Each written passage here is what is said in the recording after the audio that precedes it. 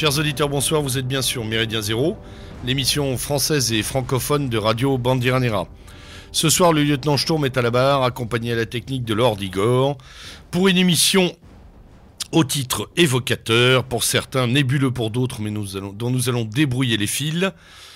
L'homme programmé, cybernétique, ingénierie sociale, guerre cognitive ou technique de manipulation. Avec moi pour traiter ce sujet épineux, Maurice. Bonsoir à tous. Voilà, désormais célèbre et connu. Tu as même un fan club maintenant, j'ai vu dans les mails qu'on reçoit. Et autour de cette table, Lucien, co-auteur de Gouverner par le chaos. Bonsoir. Bonsoir. Gilles, animateur du blog Métanoïa. Bonsoir. Et Thibaut, membre de la rédaction de Scriptoblog. Bonsoir. Alors mon cher Maurice, je vais te passer la barre pour que tu nous présentes un peu plus amplement le sujet et les personnes qui sont réunies ce soir pour débattre et traiter de cette affaire. On est parti d'un constat assez simple dans la mouvance et dans la dissidence. C'est un sujet qui est très largement occulté, oublié, voire très méconnu et qui est pourtant absolument capital. Donc on s'est dit le meilleur moyen de faire connaître un peu tout ça aux auditeurs est d'inviter 3 personnes qu'à titre personnel je connais bien, qui sont des amis et qui sont passionnés par ces questions-là. Et donc on s'est dit on va faire une émission là-dessus. Donc là vous avez vraiment 3 personnes qui sont vraiment calées sur le sujet et avec lesquelles on va dérouler... Attention messieurs, vous n'avez plus le droit à l'erreur. Voilà, là, je vous mets la pression, où on va dérouler le fil pendant une petite heure et demie sur tous ces sujets fondamentaux, comme je le disais à l'instant, et on va démarrer donc sur des questions très importantes comme la cybernétique, les techniques de désinformation, la guerre cognitive, et donc tous ces sujets qu'on pourrait résumer, comme tu l'as dit, à la reprogrammation, enfin qui consiste à la reprogrammation de l'homme, à la façon de le remodeler. Voilà. Donc je laisse la parole à Lucien, qui va nous faire une brève présentation de quelques-uns de ses travaux et de ses écrits également. Oui, bonsoir. Donc, là, j'interviens à titre, on pourrait dire, de vulgarisateur d'une approche qui s'appelle l'ingénierie sociale. L'ingénierie sociale, donc il y a j'ai coécrit en fait des textes sur la question. Donc la définition générale, donc Wikipédia en donne 3. Donc c'est une pratique visant à modifier à grande échelle certains comportements de groupes sociaux. Deuxième définition, sécurité de l'information, une pratique visant à obtenir par manipulation mentale une information confidentielle. Et troisième définition, psychologie, une pratique utilisant des techniques de manipulation psychologique afin d'aider ou nuire à autrui. Comment tu condenserais ces 3 définitions en une seule ? Voilà, donc en fait, je condense, en fait, je synthétise ces 3 définitions, donc en une seule, c'est l'ingénierie sociale, c'est la modification planifiée du comportement humain. C'est comme ça que j'ai réussi à synthétiser, enfin dégager la quintessence de ces 3 définitions. Qui parle de modifier un comportement parle de le faire changer. Et donc le changement est le mot-clé de cette approche. On remarque aussi que ce mot-clé, enfin ce mot de changement, en fait, est absolument omniprésent dans l'idéologie dominante de notre époque. Oui, notre ami Flamby. Entre autres. Notamment, voilà. Le changement, c'est maintenant. C'était quoi ce truc avec les bras là ? Oui, c'est ça, oui. Tu as quelques exemples. Cisaillement plutôt. Alors apparemment, c'était le symbole de l'égalité. Oui. Alors j'ai un ami qui s'est amusé à faire quelques recherches un peu plus poussées. C'est aussi un symbole maçonnique. Ah. Ouais. Voilà. J'y vois un cisaillement. Ça c'était moins connu, mais. Oui, ou la SketchUp. Et la SketchUp, voilà, exactement. Reprenons. Alors, le changement. Donc, on nous parle beaucoup de changement depuis un certain nombre d'années, avec une orientation clairement interventionniste. On ne se contente pas de regarder un changement, on veut le changement. Voilà, c'est ça. Remodèle. Et raison pour laquelle on parle d'ingénierie, dans les milieux du consulting notamment. C'est-à-dire une pratique consciente, intentionnelle et délibérée du changement. Et qui est susceptible d'une planification appuyée sur une modélisation scientifique et une programmation de type algorithmique du comportement, notamment dans la formule si ceci alors cela, qui est en fait à la base de l'informatique, mais qui est en fait à la base, fondamentalement, ça vient d'une observation de psychologie comportementale. Alors on peut expliciter ça ce rapport à l'informatique, si ceci alors cela, c'est le 0 et le 1, c'est ça ? C'est-à-dire que c'est en fait si ceci c'est la donnée contextuelle, Et alors cela, c'est la donnée comportementale, c'est l'ordre, en fait, c'est la commande. D'accord, Voilà. c'est une commande, voilà, c'était ce qui est important de comprendre. Voilà. C'est un changement, mais commandé. Tout à fait. Tu auras des exemples récents et plutôt frappants pour les esprits de cet emploi permanent du mot changement, hormis Flamby. Voilà, bon, il y a eu par exemple le slogan de Barack Obama en 2008, c'était Change, we can believe in. Notamment, il y a eu aussi l'idée de rupture chez Nicolas Sarkozy en 2007. Là, c'est pour le coup, c'est le changement violent même. Profond et violent, ouais. Il y a aussi, alors en novembre, là, j'étais en Italie, j'ai vu qu'il y avait aussi la banque ING Direct Italie qui parlait de plan di parte al cambiamento. Et puis, la phraséologie du regime change. Est très courante à Washington, au Pentagone, et qui a cette phraséologie, ce vocabulaire, ces mots-clés, appartiennent donc au vocabulaire de la transitologie, qui est une discipline qui est développée dans certains think tanks. Un laboratoire d'idées pour nos auditeurs. Voilà, on n'est pas sur RC, on a le droit un peu ici. Des lobbies, etc. Donc des officines des pays impérialistes pour désigner par euphémisme donc les pratiques d'ingérence et de colonisation. Donc là, on est dans la géopolitique, mais alors pour revenir précisément sur les questions vraiment anthropologiques, pourquoi est-ce qu'on nous bassine autant avec le changement ? Pour une raison très simple, en fait. Il faut bien se mettre quelque chose en tête, nous sommes en guerre. Voilà. Nous sommes en guerre. Et c'est une guerre qui est déclarée à l'espèce, dans sa globalité. Oui. Ça se traduit comment exactement dans le quotidien, selon toi, les modalités les plus éclairantes ou les plus envahissantes même dans notre quotidien? Justement, par en fait cette invasion, cet envahissement, de cette phraséologie du changement qui a diverses déclinaisons, notamment donc dans le consulting précisément, on parle de conduite du changement, c'est un métier. Oui, c'est très à la mode depuis une dizaine d'années. Ouais. Changement dirigé, accompagnement au changement, etc. Et en fait, le but de tout ça, en fait, alors en ingénierie sociale, je distingue deux ingénieries sociales, une positive, une négative. Donc la négative consiste à provoquer de l'entropie. À provoquer de l'entropie, c'est cela, mais pourquoi exactement, Parce que le but, en fait, c'est d'en finir, c'est-à-dire que le but c'est quand on a une équipe, c'est le proverbe, je reprends le proverbe là, quand on a une équipe qui gagne, on ne change pas une équipe qui gagne. L'idée là c'est de changer l'équipe qui gagne. Pourtant elle gagne. L'espèce humaine, se débrouille finalement pas mal depuis bon an mal an, mais fondamentalement si on est si on est encore là après 5 milliards d'années d'évolution, c'est peut-être que c'est mérité, donc il y a une forme de méritocratie, on est là depuis un peu moins longtemps que les 5 milliards d'années de la planète, mais je crois que c'est 3 millions, on est là depuis un bon moment en tant qu'espèce. Nous sommes un résultat adaptatif, exactement. Nous sommes un résultat adaptatif, pas besoin d'être outrageusement darwiniste pour le reconnaître, si on est encore là, c'est bien parce que on est adapté en fait à l'environnement. Et derrière cette phraséologie du changement, en fait, ce que tu essaies de nous faire comprendre, c'est qu'il y a une volonté de rompre avec des invariants anthropologiques. Tout à fait. Donc, en fait, et de rompre avec une équipe qui gagne. L'Homo sapiens, c'est une équipe qui gagne, fondamentalement.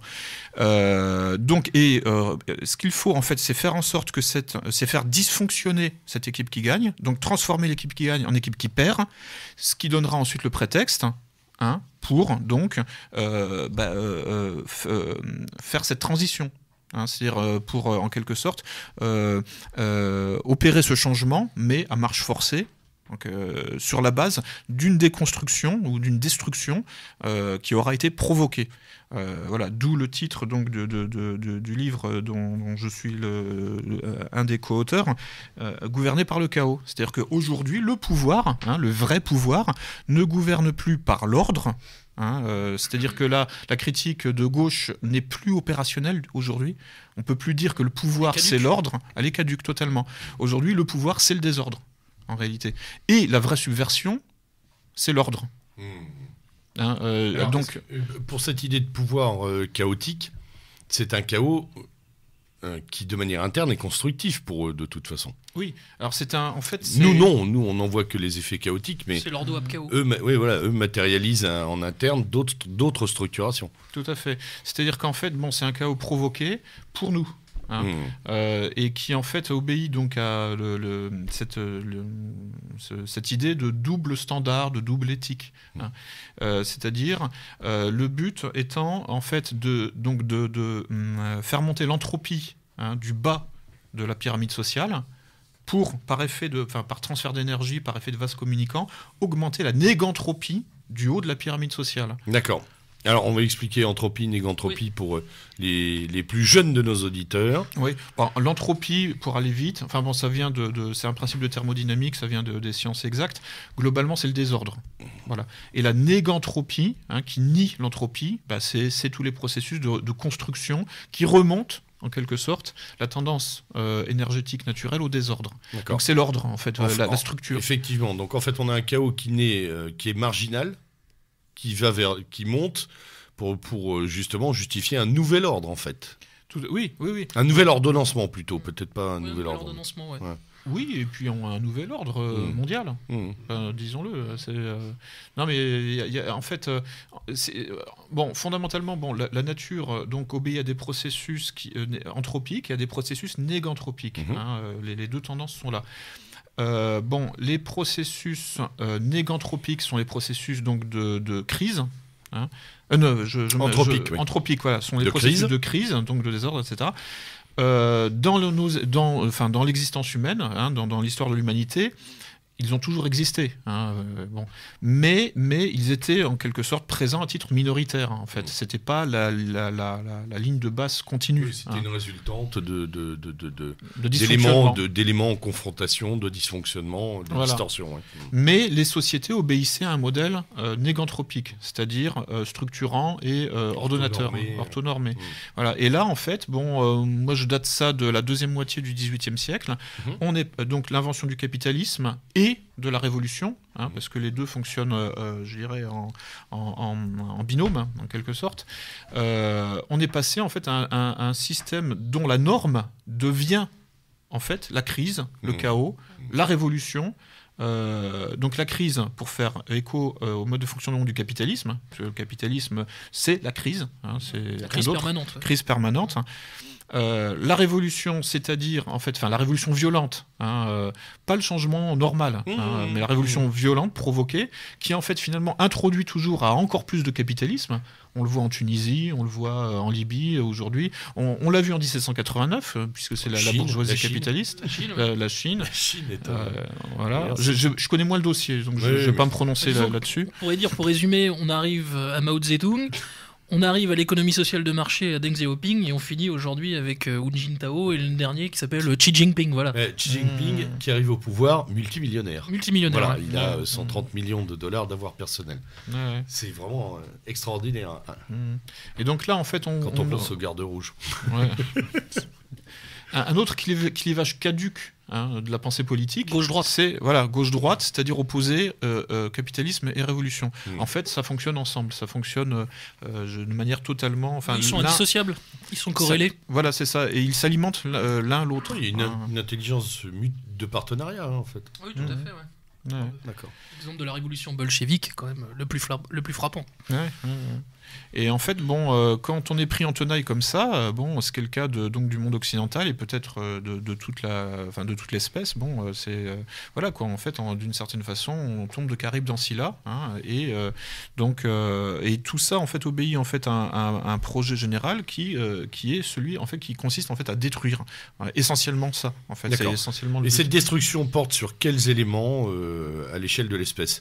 Tout ce qui ressort de la tradition, des coutumes, des enracinements, finalement, tout ce qui différencie les groupes humains les uns des autres. Qui discrimine au sens premier. Tout ce qui fait la singularité, finalement. C'est-à-dire les constantes anthropologiques, alors que Freud a appelé le complexe d'Oedipe, que Lévi-Strauss a appelé les structures élémentaires de la parenté, c'est-à-dire, en fait, la différence homme-femme et parent-enfant.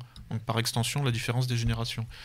Bon là le pseudo-mariage homo, bon là c'est l'illustration. Parfaite, oui, c'est un cas d'école. On y est en plein là. Donc effacer les différences, hein, c'était Maurice Godelier, là en fait un anthropologue à l'occasion donc d'une audience en fait à l'Assemblée nationale sur cette question-là, qui l'a dit clairement. Hein, il a dit il faut effacer les différences hommes-femmes et parents-enfants. Voilà. Mais dans l'indistinction. Dans l'indistinction. Dans l'indifférenciation sexuelle. Dans l'inceste, en fait, au sens, dans le concept d'inceste, hein, c'est-à-dire mélanger ce qui ne doit pas l'être. Voilà. Et donc tout ça pourquoi ? Voilà ce que j'allais te demander, tout ça pour le contrôle. Alors oui, en fait pour produire en fait donc le nouvel homme. Hein, le nouveau même. Oui. Enfin, la nouvelle espèce, en fait, autre chose, en fait, quelque chose qui sera effectivement, qui ne sera pas en fait un produit naturel, hein, c'est-à-dire en gros sans intentionnalité à l'origine, mais qui sera défini, hein, dont tous les paramètres auront été pensés et définis a priori. Ce qui permettra de tout simplement de le contrôler à 100%, de le paramétrer de A à Z. Voilà. Effectivement, de le reprogrammer en fonction des désirs et comme de l'oligarchie. Voilà, et comme il n'y a aucune nécessité à ce que ce nouvel homme issu des laboratoires advienne, il faut tout simplement, en quelque sorte, provoquer les choses en détruisant celui qui occupe la place. Et donc ça c'est un programme en fait qui est on le voit par exemple, qui a été défini par l'illuminisme anglo-saxon, qu'on retrouve au XXe siècle, hein, dans le nazisme, dans le communisme, aussi dans le fascisme. Désolé à certains, je sais que oui non, il n'y a pas de souci. Dans une mesure moindre, je dirais, pour le fascisme, qui a opéré, on va dire un contrôle d'État, mais pas qui a beaucoup prôné l'homme nouveau, mais surtout l'État plus que l'État comme maison commune. Alors qu'effectivement, nazisme et communisme ont véritablement poussé l'expérience plus loin. Sur le contrôle. L'idée de l'eugénisme et toutes ces choses-là, Alexis Carrel. Bien sûr, oui. Et en fait, voilà. Donc, aujourd'hui, quelque part, d'une certaine façon, en fait, le Parti socialiste en France, mais aussi, en fait, je dirais, l'Occident postmoderne, a les moyens.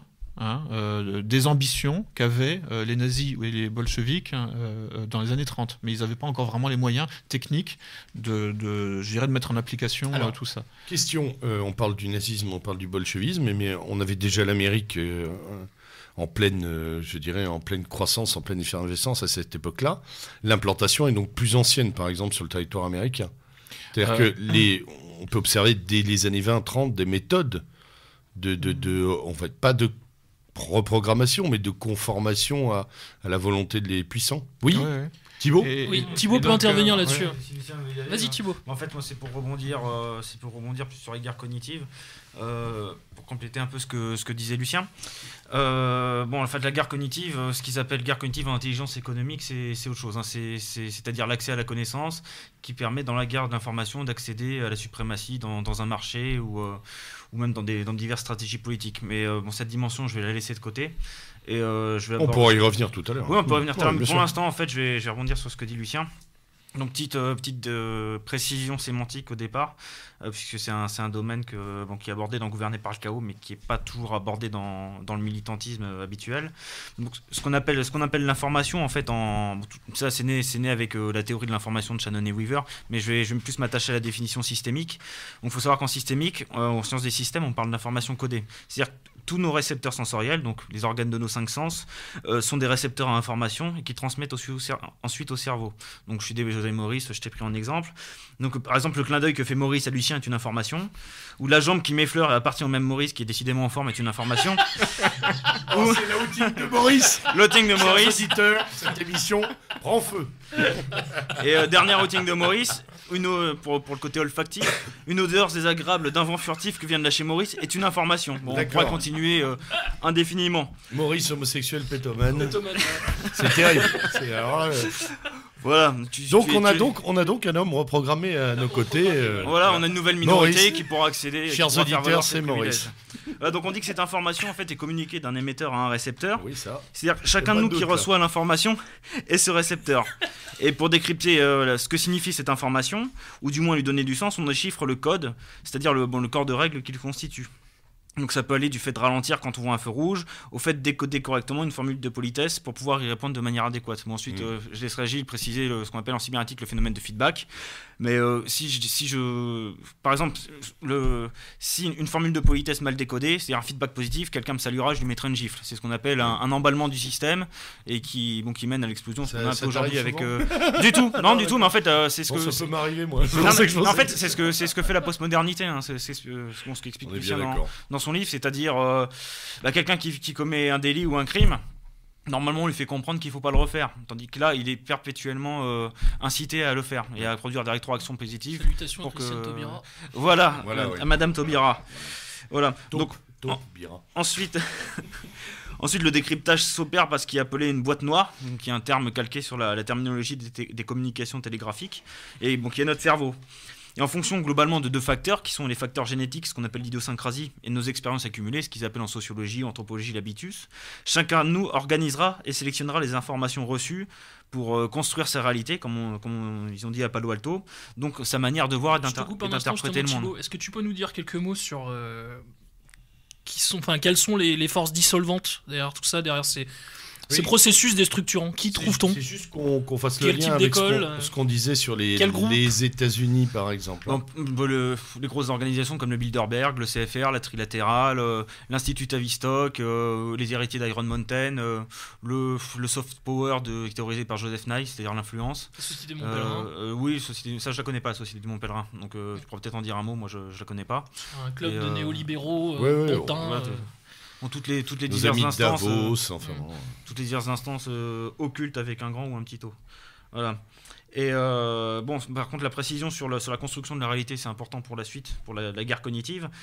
C'est-à-dire qu'il n'y a pas qu'une seule réalité qui serait perçue d'une manière ou d'une autre, mais une réalité propre aux constructions de chacun. Donc là, je pense que tu pourras revenir dessus avec la cybernétique. Donc l'idée de la guerre cognitive est assez simple, c'est faire la guerre à nos cerveaux, et si possible toujours plus sournoisement, et sans qu'on en ait réellement conscience, notamment en faisant appel à nos émotions, et non à notre raison, pour nous faire construire une réalité voulue. Donc ensuite je vais développer un petit historique de l'ingénierie sociale, mais en fait l'ingénierie sociale, ce processus, ou plutôt ce procédé puisqu'il y a une main derrière, ça s'apparente à ce qu'ils appellent en consulting la matrice DIA, c'est-à-dire DIA pour direct, indirect, anticipation. Donc le direct c'est la méthode européenne, c'est-à-dire on est 300 Spartiates et on se fait dérouiller, mais on a combattu jusqu'au bout, donc c'est-à-dire vaincre ou mourir. L'indirect, c'est un peu plus subtil, c'est la méthode Sun Tzu, l'art de la guerre, avec l'étude du terrain et une approche plus systémique. C'est vaincre sans combattre. Et la dernière idée, c'est avec l'humanité 2.0 et l'homme nouveau, c'est vaincre avant de combattre, c'est ce qui est appelé l'anticipation. Et c'est marrant parce que cette matrice d'IA, je l'ai trouvée dans la boîte à outils de l'intelligence économique et dans les méthodologies et conseils. Ils expliquent bien. Alors, est-ce que je vais retrouver cette feuille ? Oui. Ils expliquent bien que dans les précautions à prendre, il ne faut jamais évacuer l'homme, l'irrationnel, l'émotionnel, l'aléatoire et le hasard. Voilà, donc alors. Voilà, exactement. Bon, ensuite, pour continuer sur il reste la lobotomie. Voilà. On est tout prêt. Dis-nous un petit mot là-dessus, Thibaut, des expériences chimiques en cours dont tu me Ouais, mais ça, en fait, parlais. ça sera après, puisque je vais déjà expliquer le processus de la guerre cognitive pour montrer d'où ça part. Mais déjà, pour la cognition, je la définis. Je prends une définition de spécialiste. C'est dans un livre qui s'appelle Le contrôle moteur, qui a été écrit par les professeurs Karl Yersin, Dietrich et Vieilledent. Et elle se définit comme un ensemble de processus mentaux comprenant l'acquisition, le stockage, la transformation et l'utilisation des connaissances. Ces processus mentaux sont par exemple la perception, la mémorisation, le raisonnement, le traitement de l'information, la résolution de problèmes, la prise de décision, etc. Donc elle concerne tout ce qui a trait à nos opérations mentales. C'est une capacité de calcul de notre cerveau. Voilà. Donc ensuite, pour continuer ce que tu disais, Lucien, petit historique de l'ingénierie sociale. Déjà, il faut renvoyer à Conscience sous influence de Stuart Ewen. Donc là, c'est intéressant parce qu'au niveau de conscience sous influence, ça s'entend en termes cognitifs. Donc, conscience sous influence. Conscience sous influence. Donc il est épuisé aujourd'hui. Stuart Ewen, qui est un historien de la publicité. D'accord. Voilà, très bien. C'est pour nos auditeurs, publicité pour leur recherche personnelle. Publicité et jeunesse de la société de consommation. Et il expliquait qu'à la fois pour faire un petit billet pour garantir la paix sociale, l'industrie et les scientifiques ont travaillé de concert pour découvrir, donc il y a maintenant un siècle, les processus qui régissaient les actions humaines.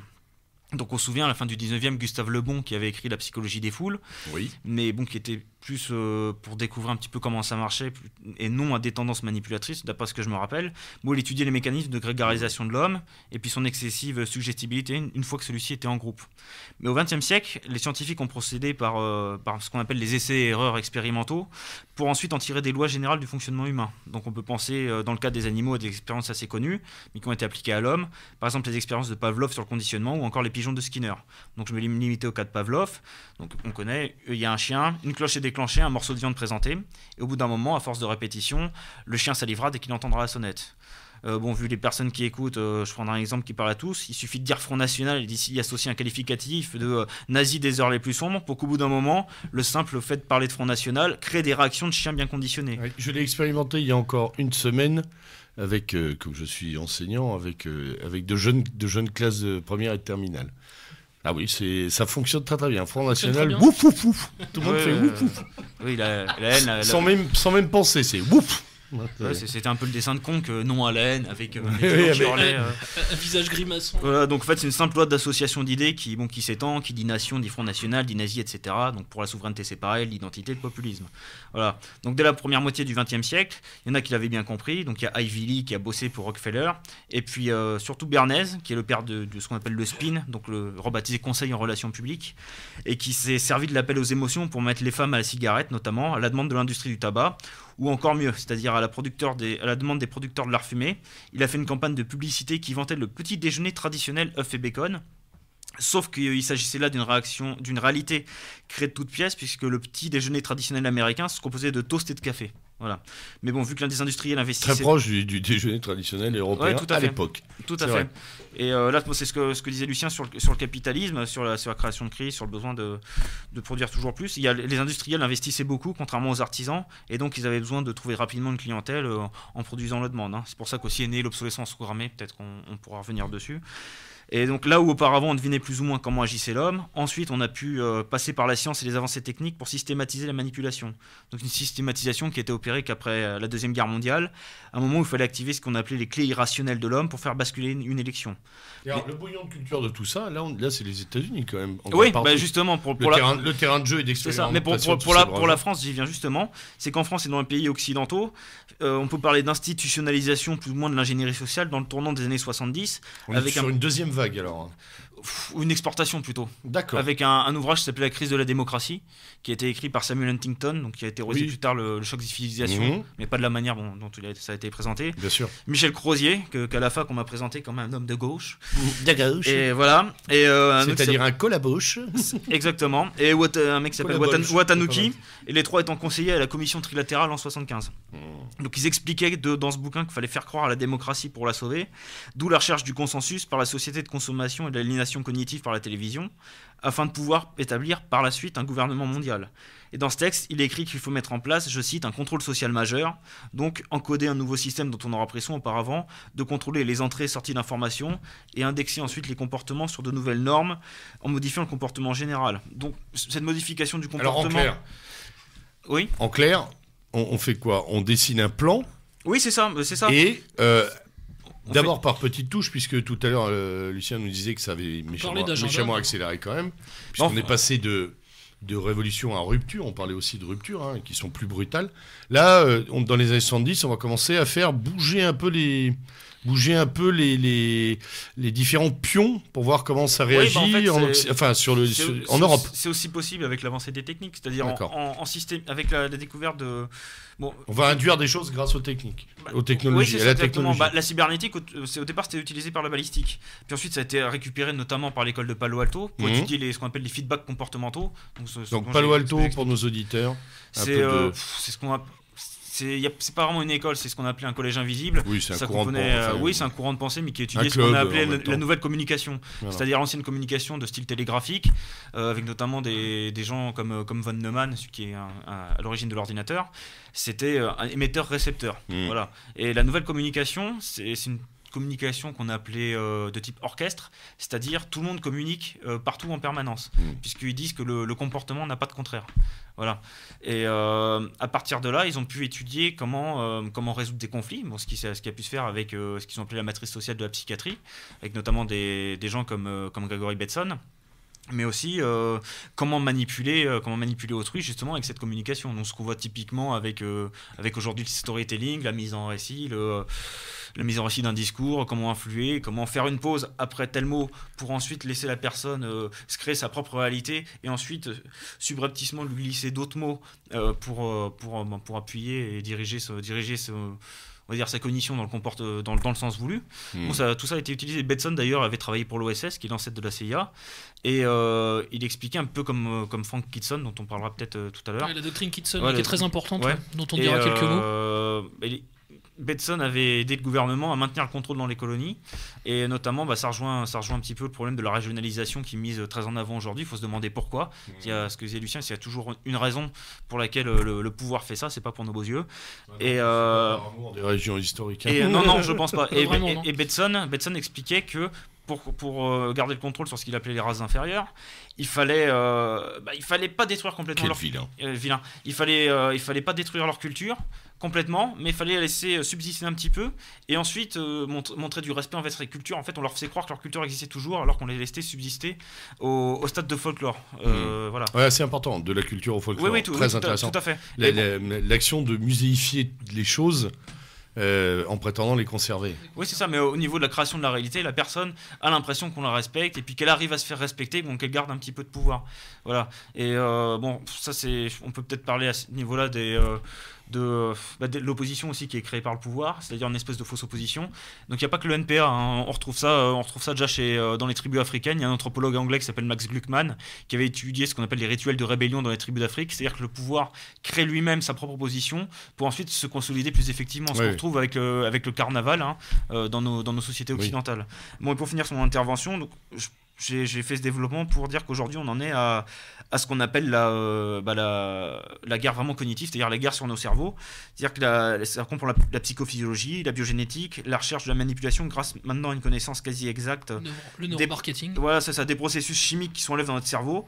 Donc en fait la guerre cognitive fait un appel constant à l'émotionnel, même quand on s'en rend pas compte, puisque là je vais sûrement parler beaucoup dans mes interventions d'un livre qui s'appelle Neuroesclave, et je vous invite tous à vous procurer. Il faut nous donner à nos auditeurs, il faut donner les... Ça pourra peut-être servir aux collègues italiens, ça a été écrit par deux Italiens qui s'appellent Marco Della Luna et Paolo Cioni. Je te laisse faire. Petite insertion. Marco Della Luna et Paolo Cioni, je ne saurais pas le prononcer avec vérité. D'accord.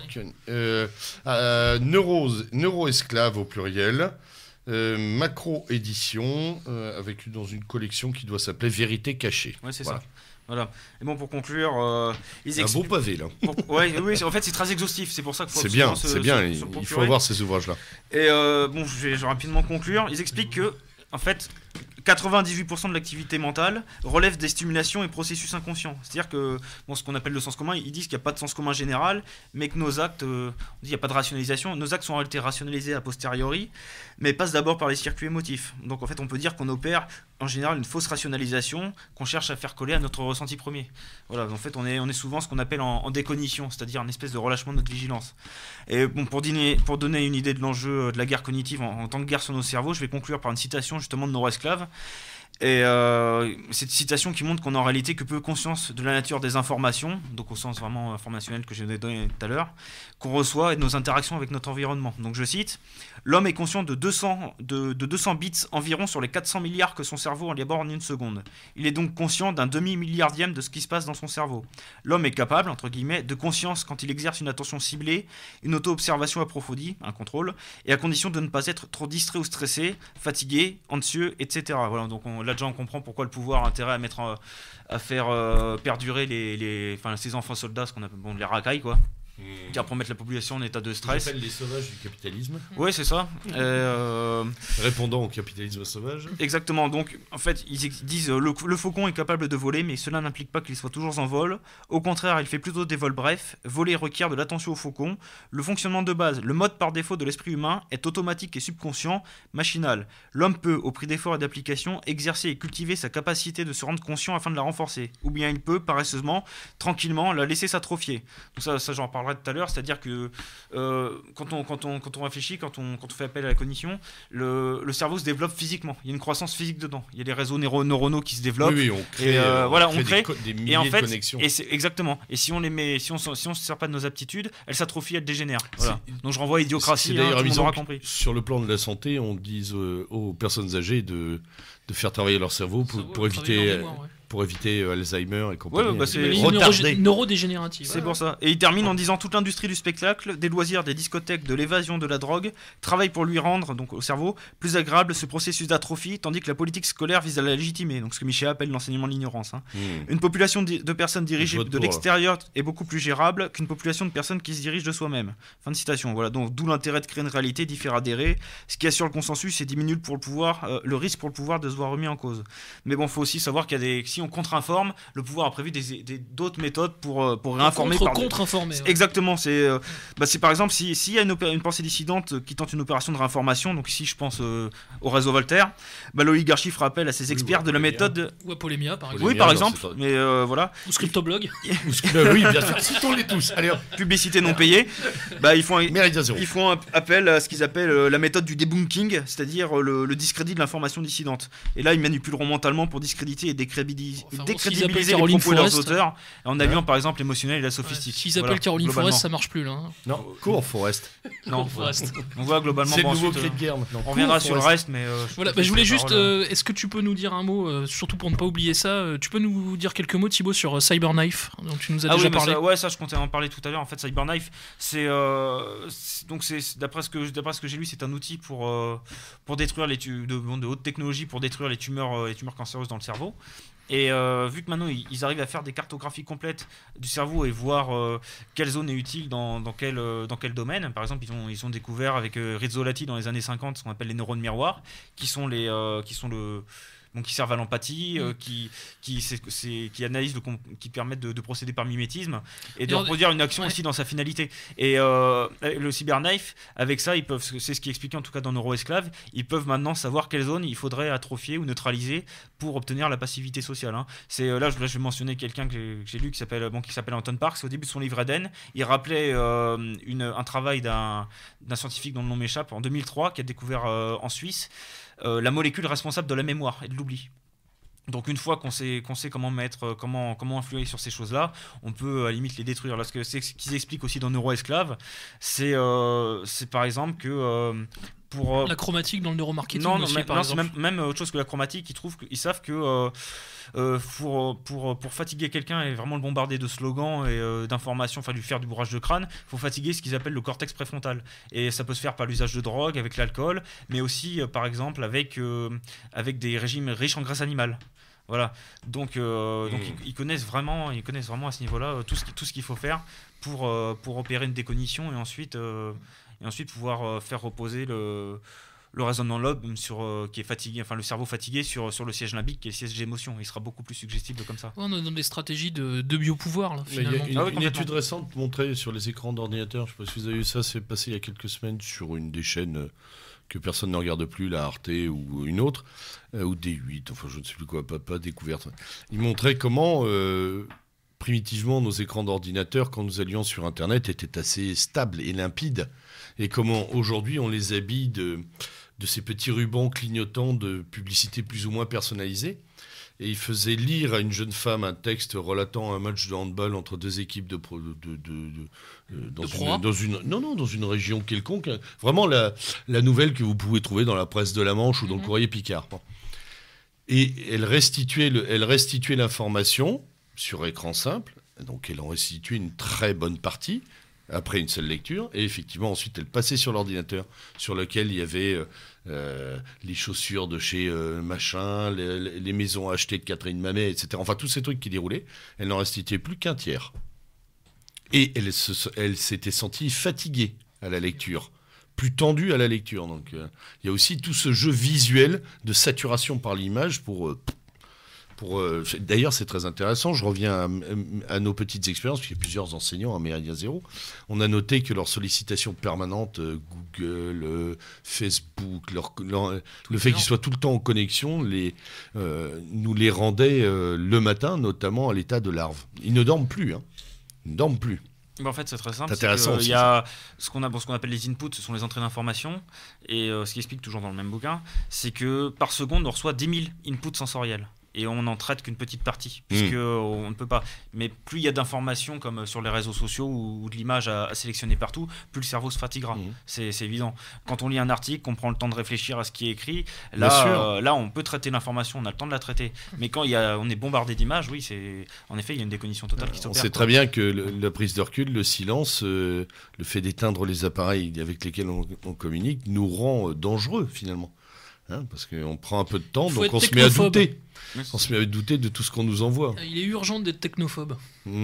Pas forcément. Je crois pas que ce soit. Enfin, vous pourrez mieux en parler que moi, mais je pense qu'il vit. Moi, je me réfère toujours au vieux camarade Junger. La technique est un moyen et non une fin. Et non une fin, ouais. Voilà. Non, ou alors bon. Et je crois qu'il faut éduquer à la technique plutôt que d'être technophobe. Si c'est encore possible, peut-être ai-je tort. À des scènes lecture comme Heidegger ou Bernanos. Oui, alors le problème, c'est qu'il faut partir de très loin pour en arriver à faire lire Bernanos ou. C'est le raisonnement du monde comme par la technique. Gabriele Adinolfi, partir de zéro, c'est déjà énorme.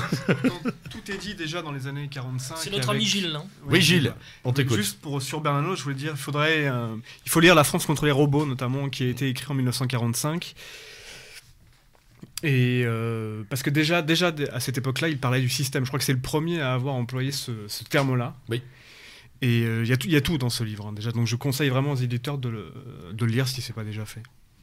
Très bien. Il y avait qu'une naïveté finalement chez Bernanos. Il pensait que le peuple français, en tant que vieux peuple hellénique et chrétien, échapperait à la tyrannie de la machine. Alors, son erreur, c'est d'avoir considéré le peuple français à l'époque où il écrivait le livre. C'est exact. Et avant que tout ce dont a parlé Thibaut n'arrive. Voilà, Et justement, pour rebondir encore sur les procédés ou les processus en cours, notamment d'attaque directe des corps et des cerveaux. Est-ce qu'il y en a un de vous trois qui peut nous parler de ce qu'on appelle les smart dust, les poussières intelligentes dont Attali parle dans Une brève histoire de l'avenir? Lucien? Oui, enfin brièvement, parce que j'ai pas non plus étudié ça de manière très spécialisée. En fait, ce sont en fait des composants électroniques intelligents. Enfin, je veux dire, qui sont robotisés, quoi. C'est-à-dire en fait avec une intelligence collective, pas collective, mais artificielle, mais de taille nanométrique, donc microscopique, et qui en fait s'agglomèrent, d'où un phénomène d'intelligence collective malgré tout, enfin d'intelligence artificielle collective, puisque ce sont donc des composants électroniques dotés d'intelligence artificielle et de taille nanométrique, voilà, on y vient, et qui s'agglomèrent en fait, comme ils sont tout petits, donc très légers, ils peuvent s'agglomérer en fait en nuages. Donc ça, en fait, c'est pour ainsi dire, c'est un robot, mais en forme de poussière. D'accord. Qui utilise ça? Pourquoi? Alors, les nanotechnologies, ça fait trembler tout le monde. Alors, pour nos auditeurs, ce sont des, on travaille sur une échelle de l'infiniment petit, en taillant au laser des structures dans du plasma. Alors, il y a le côté positif qu'on nous vend. Cette série de petits robots qui va intervenir sur un infarctus ou sur une tumeur bien ciblée, et puis il y a effectivement... Ou la domotique. Voilà, et il y a effectivement la part sombre qui est celle-là. Donc. Et Ouais. ce serait utilisé pour quoi alors, et par qui? Ah là les usages peuvent être je sais pas, militaires ou enfin je pense que ça permet d'espionner, ça permet en fait de éventuellement peut-être même de traverser la matière, pourquoi pas, ou du moins en fait de circuler de manière je dirais dans l'espace, mais invisiblement, sans être vu, puisque avec une grande liberté, voilà, ou alors d'être mêlé je sais pas en fait au sable, à la pousse, oui, voilà. La pièce des main d'œuvre dans dans leur ouvrage sur le RFID. Ils expliquaient Oui, que, Thibaut. en effet, ça peut. Oui, désolé de t'interrompre. C'est que la Smart Dust peut être mise par terre et par exemple se coller aux semelles d'une chaussure. Je crois qu'ils expliquaient ça. Si ma mémoire est bonne. Effectivement, ils expliquaient puis que sous une semelle d'une chaussure, Oui, ça comme pouvait passer. Et comme ça, on peut suivre une personne, Voilà, on peut ouais. suivre tous ses mouvements et puis voir ce qu'elle Smart fait. et puis Dust, voilà. faut traduire Gilles. quand même. Poussière intelligente. Oui, Oui, intelligente, voilà, mais oui. Poussière intelligente intelligente, au sens c'est- aussi anglais de renseignement. quoi. Voilà, ouais. Oui, oui, Donc, oui, donc, c'est- oui, oui. De surveillance ou Ouais, c'est ça. d'autosurveillance. Voilà. Gilles. Oui, il y a une scène aussi pour ceux qui ont vu le film Prometheus, tout au début du film, où il y a ce fameux nuage aussi, justement, le personnage qui est une sorte de titan se désintègre justement dans une sorte de... D'ailleurs, De il nuée, ouais. l'appelle l'ingénieur d'ailleurs. Et voilà, qu'il l'appelle Il justement s'appelle l'ingénieur, l'ingénieur, tout c'est à ça. fait, ouais. Je pense que ça, c'est Mais très c'est révélateur la aussi. rencontre, Oui, à la bah, rencontre de la le technologie. cinéma, de toute façon, avance toujours ce genre de choses. On parlait tout à l'heure, donc, voilà, pour dire un mot sur la doctrine Kitson, qui est quand même une des bases de la doctrine Kitson, c'est la création ce qu'on appelle des counter-gangs ou pseudo-gangs.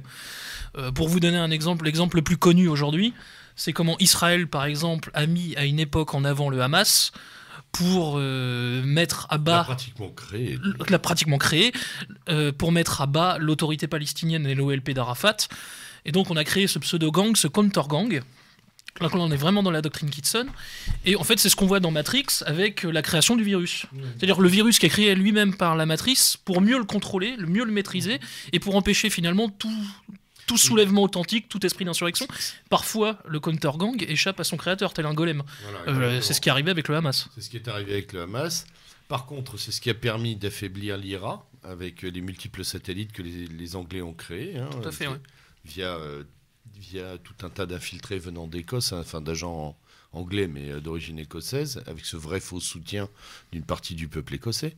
Et c'est également ce qui se passe encore aujourd'hui, et ça il faut toujours le préciser, surtout pour les poutinolâtres qui sévissent un peu partout dans nos milieux, que Poutine a organisé et créé des vrais faux groupes nationalistes russes, vrais faux groupes nationalistes ukrainiens en Ukraine, en Russie, pour contrôler et voire parfois nuire à l'essor de groupes autonomes qui, eux, revendiquent une véritable alternative de vie. Je pense ici à des groupes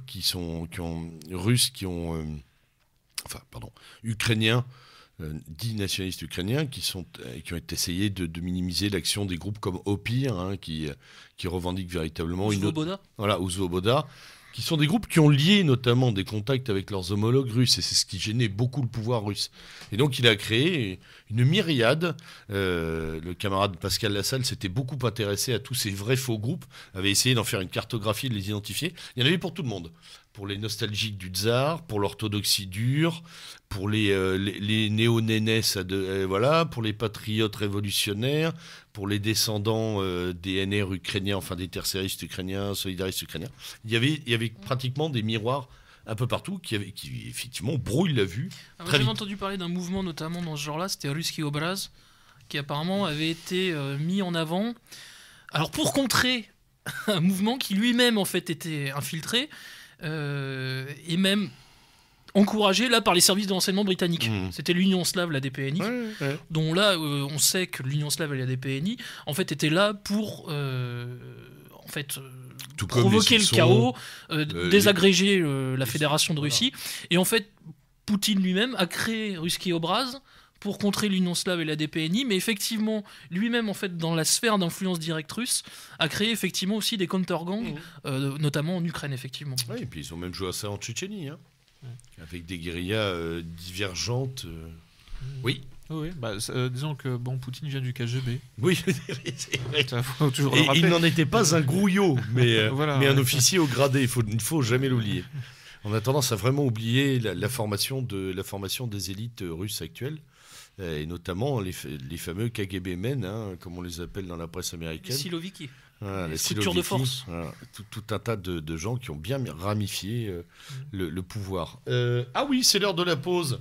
Merci Lord Igor. Alors on va faire une petite pause musicale un peu en relation avec tout ce dont nous venons de parler, avec un titre du fameux groupe Laibar, toujours prompt à dénoncer les dysfonctionnements par l'ironie et la dureté du son. Et le sarcasme. Et le sarcasme. Nous allons écouter Alle gegen alle, tous contre tous, un des titres majeurs de Laibar. A tout de suite.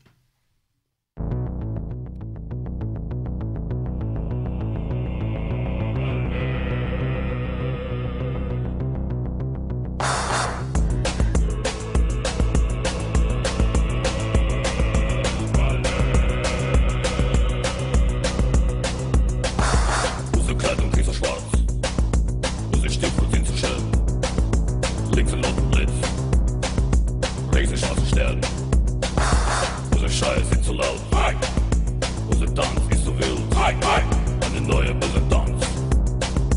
Alle gegen alle. Alle gegen alle. Alle gegen alle. Alle gegen alle. Alle gegen alle. Unsere Kleidung ist so schwarz. Unsere Stiefel sind zu schön. Links und unten Blitz. Rechts die schwarzen Sterne. Unsere Schreie sind zu laut.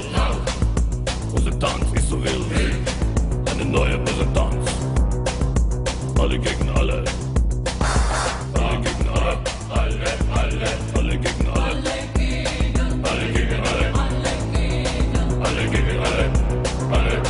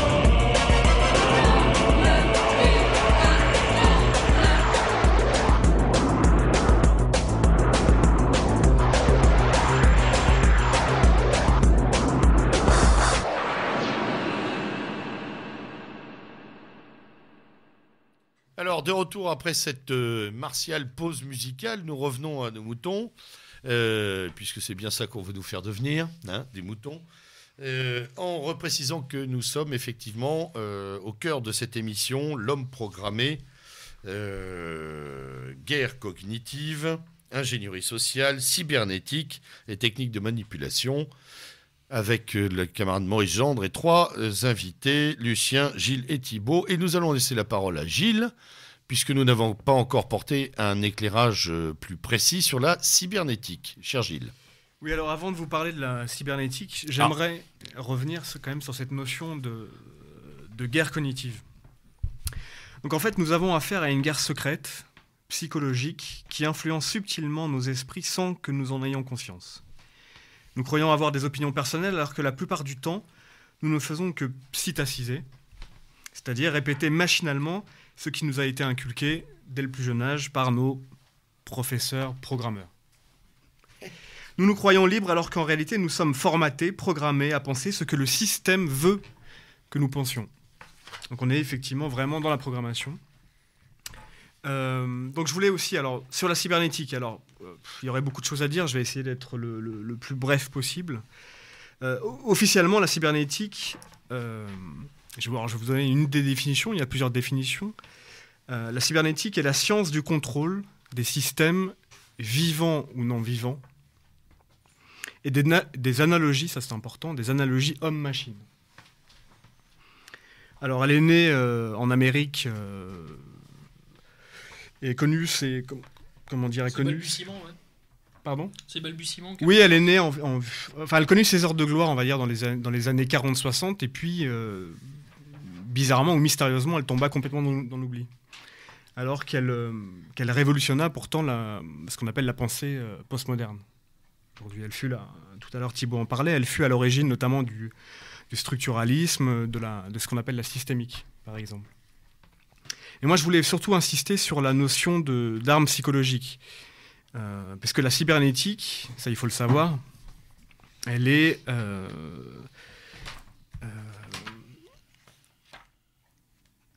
Attendez, que je retrouve mes notes, je suis désolé. Vas-y. Voilà, alors je voulais revenir sur donc, la cybernétique en tant qu'arme de guerre psychologique. En fait, cybernétique, c'était le nom de code que se donnait un groupe de scientifiques éminents. C'est un acronyme, un sigle ? Oui, tout à fait. Mais un nom de code, voilà, j'insiste vraiment sur cette notion, parce que c'est une opération de guerre, en fait, la cybernétique. Et donc, c'était le nom de code d'un groupe de scientifiques qui se réunirent lors des conférences dites Messi, qui étaient organisées par la fameuse fondation Joshua Messi. Et le but, leur objectif, c'était de créer une science qui permettait de prévoir et de contrôler le comportement humain. Il y avait un autre objectif aussi, c'était d'opérer la programmation d'un homme nouveau. Donc voilà alors, les objectifs de la cybernétique, en tout cas à travers les conférences Messi. Et qu'est-ce qu'il en est sorti exactement ? Qu'est-ce qui s'en est dégagé de ces conférences ? Le but, c'était vraiment d'éradiquer l'homme ancien, c'est-à-dire ce qu'ils ont appelé l'homme national, l'homme enraciné, pour le remplacer par un être, on va dire, cybernétique, c'est-à-dire totalement transparent, sans intériorité. C'est l'homme nomade d'Atali. Et c'est ce que j'allais dire, qui est en fait un être nomade qui est traversé par des flux d'informations en fait, que l'on peut contrôler. Et qui déambule dans les aéroports, dans les terminaux d'aéroports que Attali a aussi dénommés nations. Les nations sont des terminaux d'aéroports pour lui. Des hôtels aussi, non, je crois. Oui, des hôtels également, mais je crois que récemment il a utilisé le côté aéroport. J'ai trouvé ça intéressant. Je sais qu'il se vantait d'avoir pour seule patrie un ordinateur portable. Oui, c'est ça. Ouais. On a la patrie qu'on peut. Derrière cet homme détaché, déraciné, le principal moteur, selon toi, quel est-il ? La consommation, c'est toujours ce l'aliénation remodelage. pour la consommation, le remodelage, voilà, justement. Oui, c'est ça, oui, tout à fait. Oui. Et puis c'est surtout pour nous mener, je pense que c'était vraiment la pensée postmoderne, en fait, qui était sous-jacente. Tout à fait. D'accord. Lucien, on est seulement dans l'homo-conshumance, cet homme nouveau, ou cela va plus loin dans le remodelage, reprogrammation. Non, je pense que ça va plus loin parce que le but, je pense que c'est l'immortalité, mais pas pour tout le monde. C'est-à-dire que là, on voit bien que si vraiment c'était la consommation, ce serait aussi, ça s'accompagnerait d'une croissance économique. Oui. Or là, en fait, on observe plutôt des phénomènes de contraction, oui, voilà. Donc de décroissance obligée, et donc voilà. Donc je pense pas que le but ce soit la consommation. Je pense que la société de consommation, ça a été en fait une phase, en fait, pour en quelque sorte discipliner, pour séduire, pour tester. Oui. C'est le Titi Tianmen de Brzezinski. D'après ce que disaient Gilles et Thibaut tout à l'heure, c'était aussi une phase test. Et alors la suite, c'est quoi ? La suite, en fait, c'est donc ce que la cybernétique a théorisé avec la notion de shock testing, c'est-à-dire la séparation croissante du haut et du bas de la pyramide sociale. D'accord. C'est-à-dire que en fait, la cybernétique a été donc inventée par Norbert Wiener, scientifique américain, pour calculer, notamment les effets, balistiques, en fait. Oui, ce qu'on disait tout à l'heure. Et donc, notamment en fait pour minimiser le choc en retour. Quand en fait un avion ou un canon envoyait en fait un missile projectile ou une munition, oui, voilà, un projectile. Le calcul du choc en retour permet justement de se prémunir du choc en retour, c'est-à-dire en fait de minimiser les coûts quand on inflige un coup. Un coup avec les deux orthographes. Oui. Quand on transpose ça...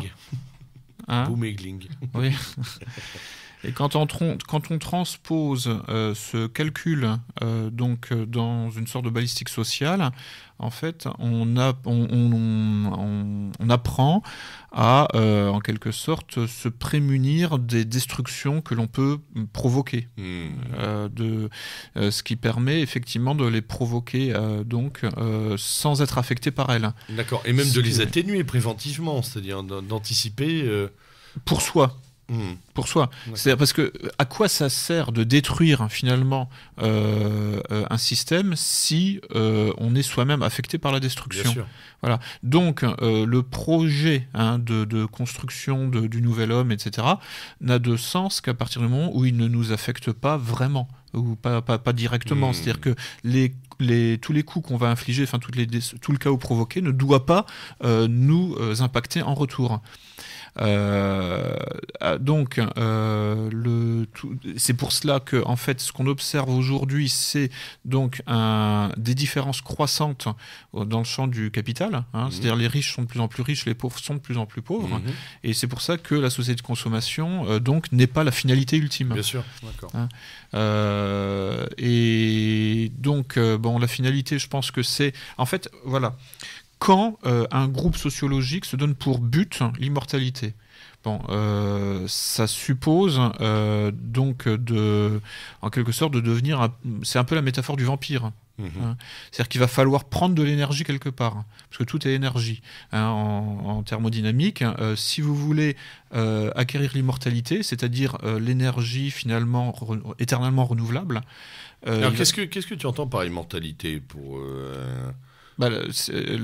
justement, la négantropie maximum. D'accord. Okay. C'est-à-dire, en fait, c'est la possibilité de s'auto-négantropiser, pour parler de manière un peu... Une auto-reproduction perpétuelle de cette petite élite. Voilà.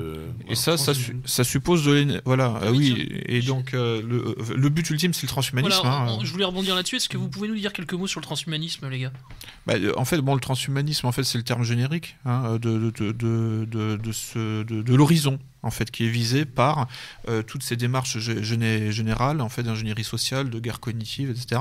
C'est donc, ce que je parlais, ce que j'appelais le nouvel homme, en fait, depuis les années 60, on appelle ça le transhumain ou le post-humain. Bon, voilà, ça varie. C'est la transition entre l'homme, justement, et le post-humain, enfin le plus qu'humain, par l'homme augmenté. C'est l'homme augmenté. Par les nouvelles technologies. Ou l'homme post-sexuel aussi. Post-sexué et post-sexuel. Ouais. Éventuellement, ouais. Mais en fait, indépendamment des modalités comme ça, tout ça, je pense que le but, fondamentalement, c'est l'immortalité. Tout est aligné là-dessus. Si l'immortalité suppose d'aller vers l'unisexualité, ils seront unisexuels. Si ça suppose d'avoir qu'il y ait deux sexes, il y en aura deux. S'il doit y en avoir trois, il y en aura trois. Voilà. Le but, je pense, pour les grands pontes, je veux dire, pour ceux qui orientent la machine, les familles Rockefeller et autres, tous ces gens-là, Rothschild. Même Monsieur Attali. Quand même. Oui, bien sûr. Évidemment. Oui, puisqu'il en parle, noir sur blanc, il en parle littéralement dans une brève histoire de l'avenir. Voilà. Quand même dans l'homme nomade, il aborde déjà la question. C'est intéressant de se demander pourquoi il en parle finalement. Pour se faire mousser, je pense, pour dire voilà, moi je sais. C'est plus fort que lui. Voilà, oui, c'est la vanité, quoi, voilà, des péchés capitaux. Moi, je pense que tout simplement, c'est la dialectique toute simple du maître et de l'esclave. Voilà, Monsieur Attali est un maître, nous sommes des esclaves. Donc un maître peut tout se permettre, y compris tout dire. À la Brzezinski, quoi. Oui. Oui, et puis il y a aussi la notion de prophétie auto-réalisatrice, comme on dit aussi. Peut-être le fait que l'on parlait, justement, c'est pour s'immiscer dans les consciences, dans la psyché peut-être déjà pour... Tout à fait, c'est encore un héritage de Palo Alto, c'est ce type de prophétie. C'est ce que Václavik il expliquait, comme exemple de prophétie qui se réalise d'elle-même. Il expliquait le gouvernement qui annonce qu'il va y avoir une pénurie d'essence, et du coup tout le monde a la trouille et se rue sur l'essence, et donc ça provoque la pénurie qui a été annoncée. Voilà. Qui n'aurait pas eu lieu si jamais... voilà. Je profite juste, petit exemple de culture de masse, pour ceux qui veulent se représenter le transhumanisme. Tout à l'heure, moi, tu me parlais de Ghost in the Shell. Et tout à fait, ouais. sinon, en manga, mes grosses cultures de masse, pour ceux qui s'y connaissent, il y a le manga Gun, en fait, où on s'aperçoit qu'il y a des organismes cybernétisés. On ne sait plus vraiment qu'est-ce qui est robotisé, qu'est-ce qui est organique. Il y a un moment. Et Ghost in the Shell, il y a un des personnages qui demande entre moi qui a un cerveau sur une puce et un corps organique, ou alors vous qui avez un vrai cerveau mais un corps robotique, lequel de nous est le plus humain, quoi. Voilà, c'est. Oui, tout à l'heure on parlait de Matrix. D'ailleurs, les frères Wachowski ont tout pompé à la fois sur Platron, sur Baudrillard, et puis sur un japonais extraordinaire, un vrai génie qui s'appelle Yoshitoshi Abe, qui a fait une série qui s'appelle Serial Experiments Lane. Pour ceux qui ne connaissent pas, là il faut vraiment se ruer dessus.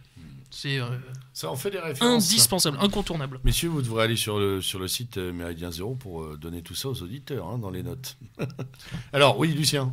Ouais. Pour finir sur la définition de ce transhumanisme, on peut considérer que c'est combien de bataillons, combien de divisions, ceux qui ont accès à ça? Bon, c'est ce que donc Attali appelle l'hyperclasse transnationale de privilégiés. Et en fait, surtout, ce qui est. Voilà, enfin, donc, combien de bataillons? Voilà, bon, ça fait, je sais pas, quelques millions de personnes sur Terre. Ça, maximum. Le 1%. Finalement, on peut rendre à l'ami.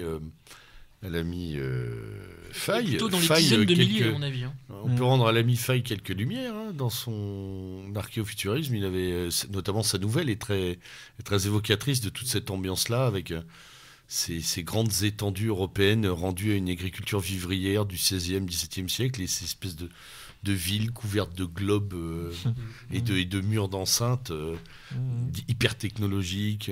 On l'appelle Nécropolis. Ah oui, tiens, pas mal. Où l'âme finalement se consume dans des corps. Ah bah il y en a une, il y a eu le Nécromanger là, dans un autre film encore. Chronique de Riddick. Chronique de Riddick, ouais. Mais je crois la deuxième. Je me demande en fait si on n'est pas en train de vivre On peut se demander d'ailleurs à quel point le cinéma ne participe pas. Tout à fait, évidemment. Voilà. On est dans une forme de promotion et de conditionnement. Ensuite, parler de conscience sous influence. Oui, Lucien. Je pensais en fait la mode des vampires en fait aussi participe de ça à mon avis. Je veux dire, c'est-à-dire cette idée que on va acquérir l'immortalité en vidant autrui de sa substance vitale. Voilà, parce que juste pour finir en fait là sur ce transfert d'énergie, si vous voulez acquérir en fait l'énergie, on pourrait dire c'est comment ça s'appelle, enfin l'énergie éternelle. En fait, le mouvement perpétuel, quoi. Un principe, voilà, un principe énergétique qui s'apparente à du mouvement perpétuel. En fait, c'est comme vous, en quelque sorte, vous êtes en quête de quelque chose de total. Vous devez donc vider, en quelque sorte, tout ce qui n'est pas vous. Totalement de son énergie. Enfin, c'est un mécanisme. Ce qui est intéressant, c'est que tu parles des vampires, évidemment de la foultitude de longs métrages qui sont sortis depuis quelques années, notamment depuis 2008. Mais j'ai découvert il y a peu de temps que des traders ont été jusqu'à spéculer sur des plasmas sanguins. Vous voyez, ça, bon là, l'allégorie elle est totale. L'allégorie est totale, quoi. Tout devient marchandise. Quoi.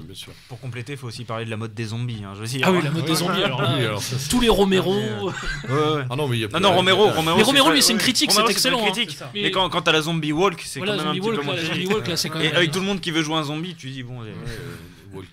Walking Dead, ouais, c'est ça. Qui est une excellente série d'ailleurs. Qui prône d'ailleurs, qui permet d'entrevoir des systèmes de résistance. Assez impressionnant. Comme on voyait, même si c'était une série qui ne traitait pas la question zombie, mais c'était Jericho. Là, pour tous ceux qui s'intéressent aux questions de survivalisme, il faut voir Jericho. Exactement. Ça, c'est un autre débat. Alors, oui, Maurice, tu voulais. Non, oui, j'avais l'intention de vous lire un petit passage écrit par Michel Collomb, où il est question justement de la doctrine Kitson dont je vous ai parlé tout à l'heure. Alors, qui est ce brave Kitson? C'était un Britannique, un officier. Un général multidécoré. Voilà, multidécoré. Alors, dans mon souvenir, qui s'est surtout fait remarquer au Kenya, je crois. Ouais, en fait, lors de la révolte l'écrasement, une répression, c'était la révolte des Momos. Les Momos, si je me souviens bien. Voilà, donc né en 1926, Frank Kitson a occupé les fonctions et obtenu les décorations les plus hautes, donc Commander-in-Chief, Land Command de l'armée royale de 1982 à 1985, général aide de camp de la reine Elisabeth II de 83 à 85, chevalier Grand Croix de l'ordre de l'Empire britannique. Comptant des années d'expérience sur le terrain et de nombreux faits d'armes, Kenya, Malaisie, Irlande du Nord, Malouine, il a rédigé un manuel dans lequel il consigne une synthèse des méthodes à employer par un corps d'armée qui cherche à s'imposer à une population locale qui lui résiste. En fait, on pourrait dire que c'est un des personnages les plus importants pour la contre-insurrection, avec des gens comme Trinquier, par exemple. Oui, si on veut si on veut donner un exemple plus hexagonal. Alors, je vais vous lire le passage que Michel Colomb a consacré à l'ami Kitson, donc dans un ouvrage qu'il a préfacé, un ouvrage d'Eva Gollinger, une journaliste exceptionnelle, il n'y en a pas beaucoup, donc il faut la saluer, qui passe d'ailleurs assez régulièrement sur USA Today, et qui avait consacré un ouvrage au coup d'État contre Chavez en 2002. Donc fomenté de A à Z par la CIA et le département d'État américain. Et donc dans presque sa un gros trait, voilà, presque un gros trait. Et donc Colomb, dans la préface, consacre quelques lignes à Kitson. Donc je vous lis ça. Tout général qu'il soit, Kitson considère que la répression militaire et policière classique n'a aucune chance de réussir sans une campagne pour gagner les cœurs et les esprits, qu'il appelle guerre psychologique stratégique. Que recouvre ce terme mystérieux ? Cela se clarifie quand on examine l'ensemble des méthodes prônées utilisées par Kitson. Former tous les cadres importants des ministères, armées, affaires étrangères, aux techniques de psyhopes, si vous préférez, manipulation psychologique de l'opinion, monter des pseudo-gangs, dont je vous parlais tout à l'heure, qui recueilleront un maximum d'informations, mais qui surtout, en menant des coups attribués à l'ennemi, permettront de le discréditer. Employer les forces spéciales, SAS dans le cas de Kitson, pour réaliser des attentats qui seront attribués à l'ennemi, afin d'augmenter la tension et justifier la répression. Créer des diversions, par exemple en provoquant une guerre des religions. Fabriquer de faux documents, black propaganda, qui seront attribués à l'ennemi afin de le discréditer.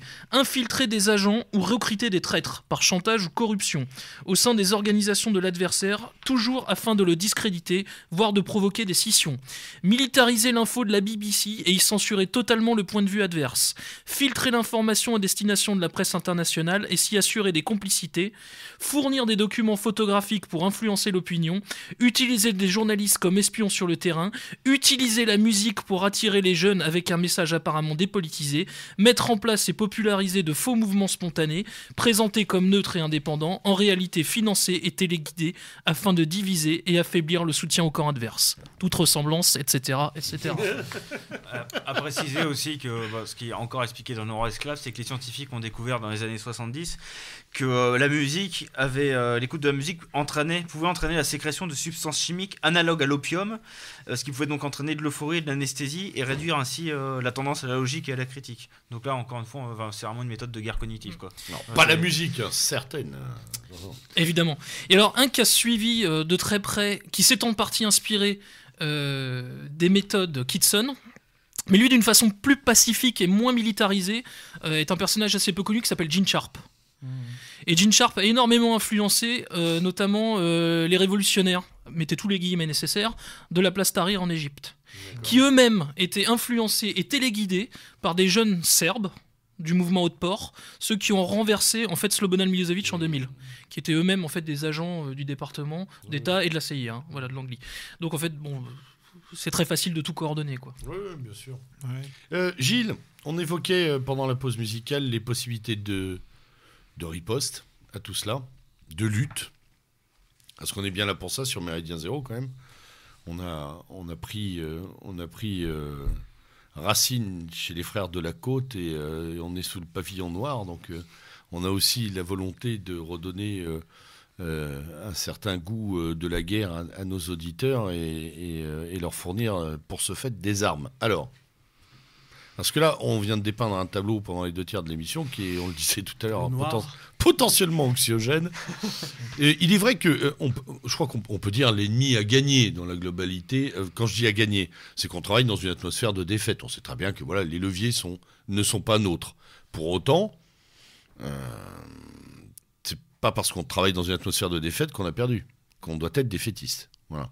Donc il y a sûrement des recettes, en tout cas des pans du système dans lesquels on peut s'insérer. Les mailles du filet sont grosses encore. On peut passer au travers et trouver des objections et trouver des leviers. Alors, vous en avez quelques-uns autour de cette table ? L'important déjà, c'est de connaître son ennemi. C'est ce qu'on a fait ce soir, je pense, en décortiquant justement tous ces mécanismes de manipulation. Après, dans un premier temps, prendre conscience déjà de notre aliénation, je pense que c'est important. pour ensuite opérer, justement, c'est un peu le thème que je développe sur mon blog, une métanoïa, c'est-à-dire... Alors justement, oui, c'était pour parler aussi de ce blog, qui est une des armes. Tout à fait, c'est un blog de combat, donc, et la métanoïa, c'est un terme... Une adresse, hein, Gilles. Oui, alors simplement, si on tape métanoïa, ou Gilles, métanoïa Gilles, voilà, sur Google, on tombe dessus. Gilles comme le prénom. Hein. Tout à fait, oui, ça apparaît sur la première page. Et donc, qu'est-ce que la métanoïa ? Donc la métanoïa, c'est un terme grec qui signifie transformation de la pensée. Donc là, on tape dans le mille, justement, c'est d'opérer une déprogrammation, en prenant conscience justement de notre aliénation, et puis après aller vers une métanoïa, une transformation intérieure, le recours aux forêts dont parlait Junger, justement. Oui, bien sûr. Cette citadelle intérieure qui peut être justement, comment dire, une première ligne de défense. Tout à fait. Tout à fait. Donc voilà. Ensuite, Origène disait, quand on lui posait la question comment résister contre l'Empire, il répondait transformez-vous. Donc là aussi, ça rejoint la notion de métanoïa. Et pour finir, je voudrais citer Heidegger, qui disait le salut doit venir de là où il y a une conversion des mortels en leur essence. Donc là encore, ça rejoint cette notion de métanoïa, de transformation intérieure qui peut nous permettre de travail sur soi. Exactement, tout à fait. De cette première lutte contre la contamination finalement à laquelle nous sommes tous sujets.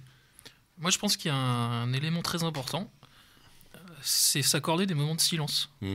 Oui, ça c'était un des vieux trucs de Gabriele Adinolfi dans son ouvrage, je sais. Mais vraiment des moments de silence tous les jours, une heure par jour. Une heure par jour. Ne pas discuter, tout éteindre, débrancher. Voilà, c'est la fameuse méditation de nos anciens qui prenait toujours le recul nécessaire quotidiennement face à la vie et à ce qu'ils venaient de vivre, à ce qu'ils venaient de... Je crois que c'est Hamlet de Shakespeare qui se termine par le reste est silence. Bien sûr, oui, c'est ça. Ouais. Ou alors, tout à l'heure, on parlait de Bernanos. Le monde moderne est une vaste conspiration contre toute forme de vie intérieure. Ben voilà, il faut retrouver une forme de vie intérieure. Contempler, s'absorber, se recueillir, faire silence, voilà.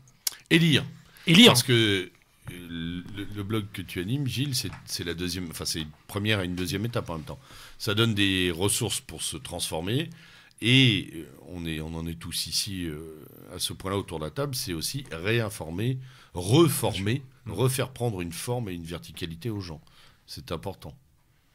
Même si ça ne peut pas toucher des millions de gens. On est quand même sur des rapports plutôt minoritaires. À une petite échelle. Mais c'est quand même pas mal. C'est toujours ça. Ça peut être un départ, justement. On crée des îlots. Exactement. Des îlots de négantropie, justement. Voilà. Je les appelle comme ça. Alors, là, je dirais que c'était l'aspect monastique de la résistance. Mais il faut devenir des moines soldats. Voilà, ça, donc il faut devenir aussi un guerrier. Voilà. Il faut être dans l'action aussi. Pas seulement alors, la méditation. Justement, Lucien. Ouais. Non, mais l'action. Classique, réussir sa vie, c'est déjà pas mal. Mais c'est difficile, ce terme est un peu polysémique. Non, réussir. Oui, c'est-à-dire faire carrière, quoi. S'inscrire dans le champ social et essayer d'y obtenir le maximum de pouvoir. En tout cas, ne pas gagner sa vie en la perdant déjà. Oui, voilà, ouais. Et puis effectivement infiltrer, quoi, en fait. C'est-à-dire en gros, comment dire ça, s'inscrire dans l'institution, parce que je pense qu'il y a rien en dehors. Enfin, il y aura pas de renversement. Enfin, les révolutions étant toujours du pipeau, globalement, bon, enfin, je veux dire, si on veut faire une révolution, une vraie, là, pour le coup, ce sera de toute façon dans l'institution. Et, voilà. Et donc... Il nous faut une contre-révolution. Oui, voilà, oui. Enfin, une révolution conservatrice. Ouais. Et donc, bon, ça suppose de travailler et travailler.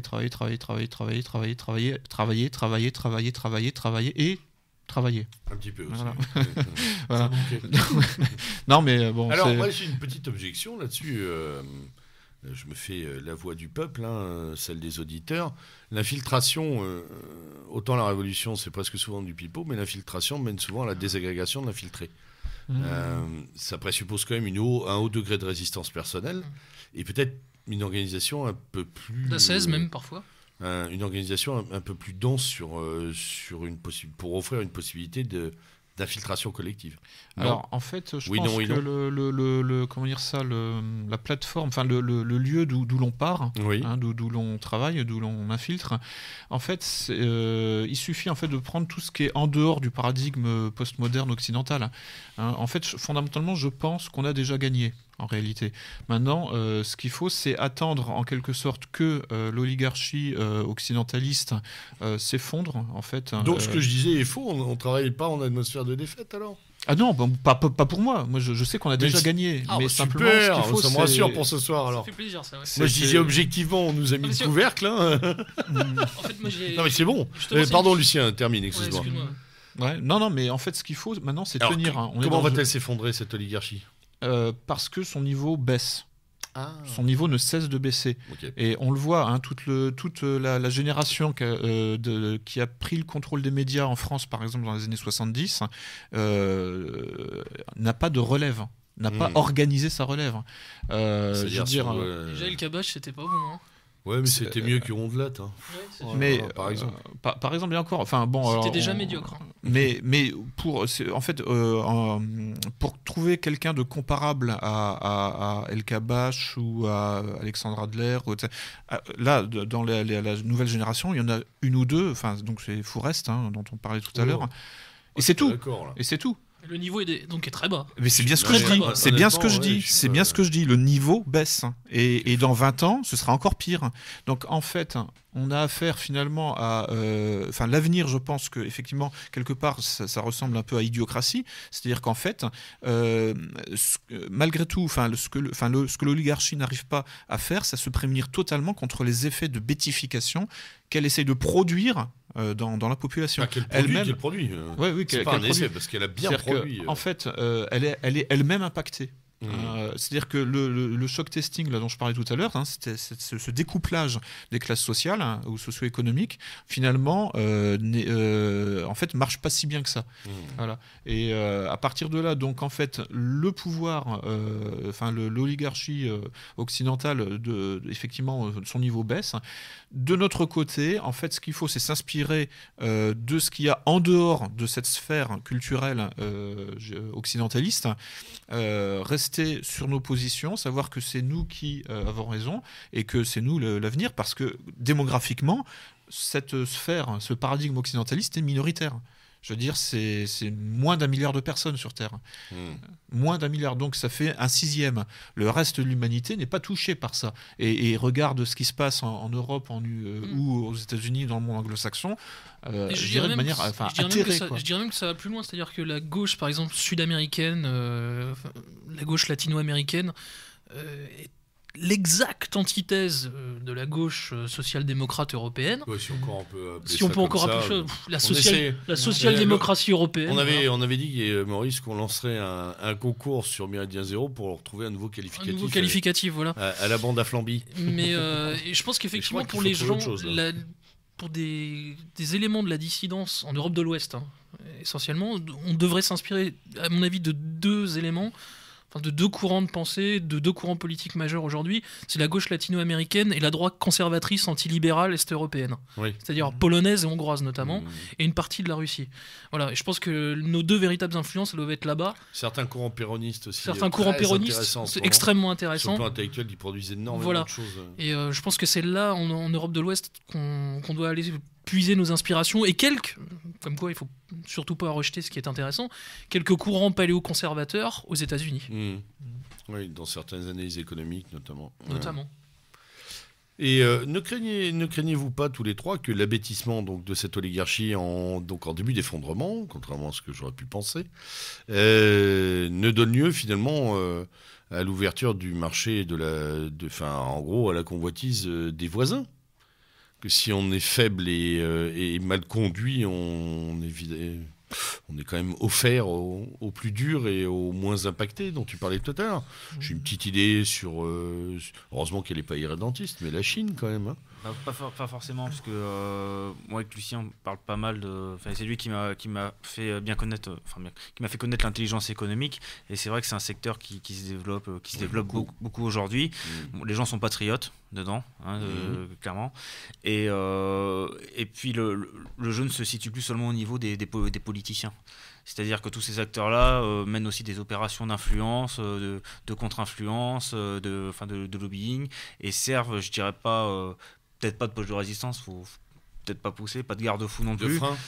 Ouais, peut-être de frein, je dirais. Et puis, vu que le pouvoir est surtout économique, ils apportent aussi des méthodes à ce niveau-là, voilà. Et par leur activité, je dirais c'est pas qu'ils se rendent indispensables, mais ils se rendent de plus en plus nécessaires aussi pour le monde politique. Ceux qui ont développé l'idée de patriotisme économique, aujourd'hui on en parle de plus en plus. Et donc ils peuvent, eux, peut-être aussi permettre de se défendre un peu plus et d'empêcher qu'il y ait des actions qui soient menées comme ça. Parce que bon, militairement, on peut peut-être essayer de s'en prendre à nous, mais je pense, la guerre ne se mène plus comme ça maintenant. C'est déjà ce que Roger Mukeli, pas Laurent évidemment, hein, Roger Mukeli exposait dans les années 70, c'est que la guerre maintenant n'est plus... avant, la guerre était principale, la subversion était accessoire, mais aujourd'hui, avec l'équilibre des puissances, par notamment la possession de la bombe atomique, c'est la subversion qui est devenue le principal, l'arme principale. Donc on l'a bien vu avec mai 68, avec les diverses opérations d'influence, avec la guerre culturelle, avec guerre de l'information, guerre cognitive, on va pas revenir dessus, les applications de la théorie du chaos et tout ça. Et voilà, c'est aujourd'hui ça ne sera plus de la guerre physique. Donc il y a pas, en tout cas à mon avis, il y a pas à craindre d'invasion à ce niveau-là. Je sais pas si c'est vraiment un message d'espérance, mais je pense que le dernier homme nietzschéen, on y est déjà. C'est celui qu'on vit aujourd'hui. Enfin, c'est ce qu'on vit aujourd'hui.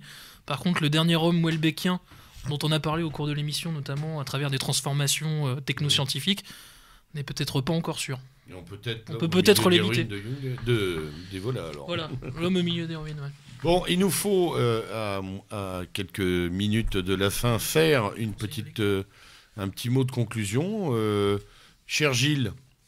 Quelques conseils de lecture. Alors, il y a un livre qui s'intitule L'homme remodelé de Vance Packard, qui a été écrit en 1977, au titre très évocateur, L'homme remodelé, donc à lire.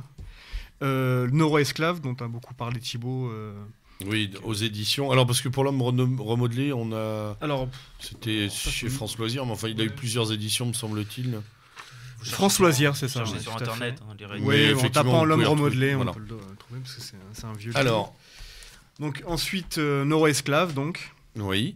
Dont on a parlé tout à l'heure. Et il y a un autre livre aussi. Aux éditions Macro-édition. Macro-édition, c'est ça, ouais.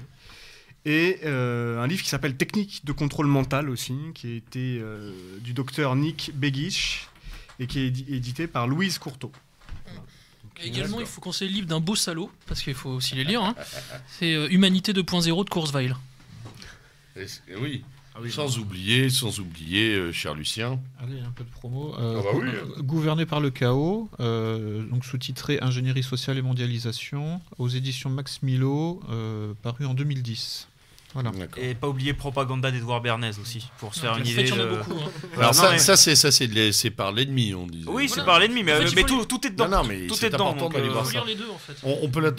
On peut en avoir une traduction française, Propaganda. Oui, d'ailleurs c'est hallucinant, c'est le seul Bernays qui est traduit en français, c'est-à-dire c'est pas innocent. Cristalliser l'opinion publique de 1927 n'a pas été traduit. Sa fameuse formule, la fabrication du consentement, qui date je crois de 55, n'a jamais été traduite non plus. Son autobiographie n'a jamais été traduite. Il y a Walter Lippmann aussi. Bernays y insulte, mais en fait on est vraiment spécialiste pour ça, c'est-à-dire que. Alors Bernays pour nos auditeurs en français. Épelez le nom. De quoi B-E-R-N-A-Y-S. Voilà, mais c'est pas la béarnaise. Là c'est petit. J'entends encore, je vois arriver les commentaires. Petit appel que je lance, mais je sais pas s'il y aura des. Bon, le Kitson n'a toujours pas été traduit. Les Low Intensity Operations, ces opérations de basse intensité de 71 n'a jamais été traduit. L'ouvrage fondateur de la cybernétique de Norbert Wiener, qui s'appelle Cybernétique, contrôle les communications dans l'animal et la machine, n'a pas été traduit. Un livre qui a développé des concepts vraiment utiles pour la cybernétique, comme La sagesse du corps de Walter Cannon, qui développe le concept d'homéostasie, qui a été écrit en 32, ne se trouve plus aujourd'hui pratiquement en français. Bon, en gros, il faut des traducteurs. Il faut des traducteurs, il faut rééditer ces bouquins. Et Conscience sous influence surtout. Conscience sous influence, qui est même bien plus subversif que le Frank Kitson. Hein. D'accord, voilà, très bien. On note. Gilles. À propos de la cybernétique, il y a aussi le livre, c'est un essai de Céline Lafontaine qui s'intitule L'emprise cybernétique. Et il y a aussi un documentaire à voir qui est vraiment, vraiment excellent. Qui s'intitule Das Netz, donc la toile en allemand, ou Voyage en cybernétique, c'est le titre français. À voir absolument. D'accord, très bien. Très intéressant. S'intéresser à Unabomber aussi. Alors il nous reste une minute, oui. Lucien, pour conclure. Non, mais l'auteur de Das Netz, Lutz Dambeck. Voilà, c'est ça, Lutz Dambeck, donc un Allemand. Parfait. Eh bien, vous voilà, chers auditeurs, munis, en tout cas, d'arguments littéraires pour poursuivre ce sujet chez vous après cette émission. Nous espérons vous avoir éclairé sur le sujet. Nous pensons d'ailleurs qu'il sera utile d'y revenir dans les mois à venir, si vous le souhaitez, messieurs, pour peut-être aborder la déconstruction d'un certain nombre d'actions menées par cette oligarchie. C'était le lieutenant Sturm à la barre de cette émission ce soir avec Lord Igor à la technique.